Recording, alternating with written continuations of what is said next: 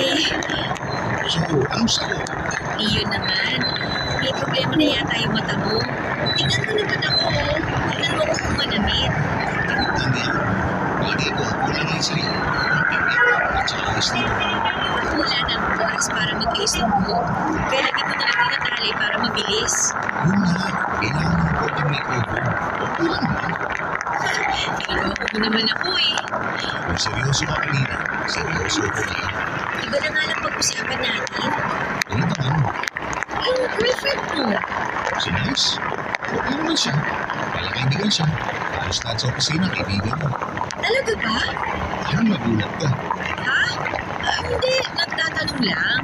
Ikakilala naman kayo. Oo, sobra. Sobra. Sobrang ganda niya pala. Masyado na siya makapal ng makeup. Sabi ko, bawa ka na pero makulit eh. Saka mo, nagmumukha siya matapa. Kasi mo sa kanya ng lahat. Hindi ba? Ano hindi mo? Hindi pa ba tayo uwi? Medyo late na din kasi. Okay. Sandali, bawalan ko lang ang kamay natin. Sa pinakita. Saan? Sa iyo. Ha? Wala na. Wala na akong pupuntahan.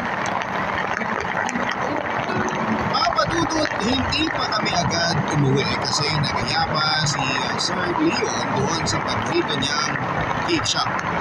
Pag-dessert daw muna kami at gusto ko na sana uwi pero nag-uusap siya. Ipapadating niya daw sa akin